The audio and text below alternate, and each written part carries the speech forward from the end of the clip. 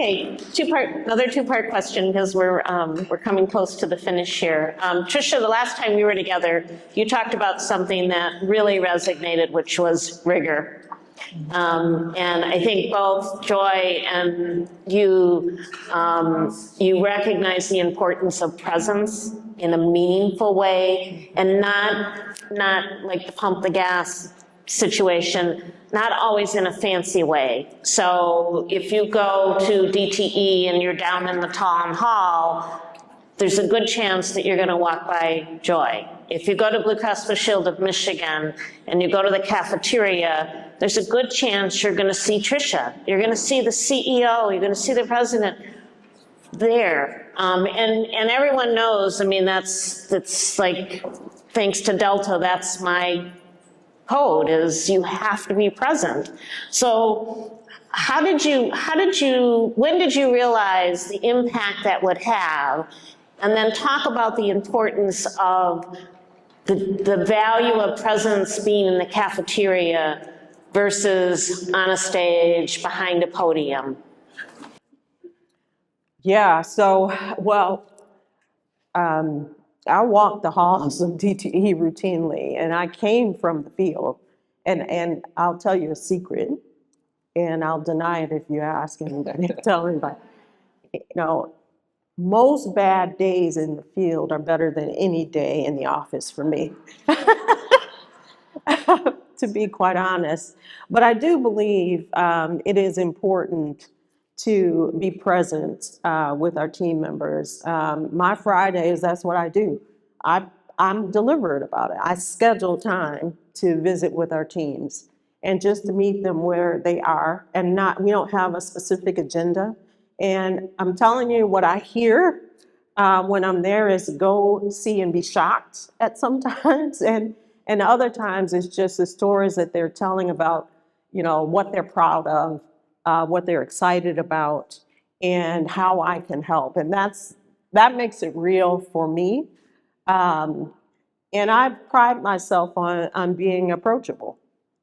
And so there are no filters at DTE for me. I get calls from people at the front line. I get calls from people on the top floor and everything in between. I think having a presence affords you the opportunity to hear and see what really is happening in your organization, and that helps influence the decisions that you make, because you connect with the people that it impacts and understand how, you know, your decisions, your role is really driving either their motivation, or if it's serving as an impediment of them being their best and doing their best.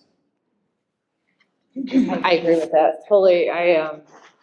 I share the world is run by those who show up, and for me, showing up was being there. I would tell you, I think that my decision for how I want to show up like that goes way back over the years at Blue Cross. But when I thought about what I felt was really important, the first bit of time when I officially became CEO, is that I had told everybody I wanted them in the office. I thought there was a lot of value, and so I had to lead with that, number one.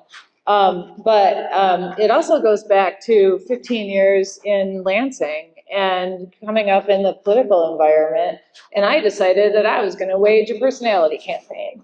And frankly, you know, we were going to be going through a lot of things as a company, and if I was going to create followership and I wanted people to trust me, they dang well better know me.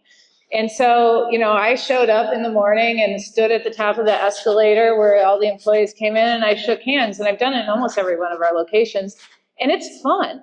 And part of it is, you know, I mean, you get to hear stories, and the best ones, and Don knows this, who was with me here, the best ones are when somebody's come in before me in the morning, and then they hear I'm there, and then they come all the way back down because they want to shake my hand and they want to say hello, and then they come with their teammates and we take pictures, and it's really, really fun.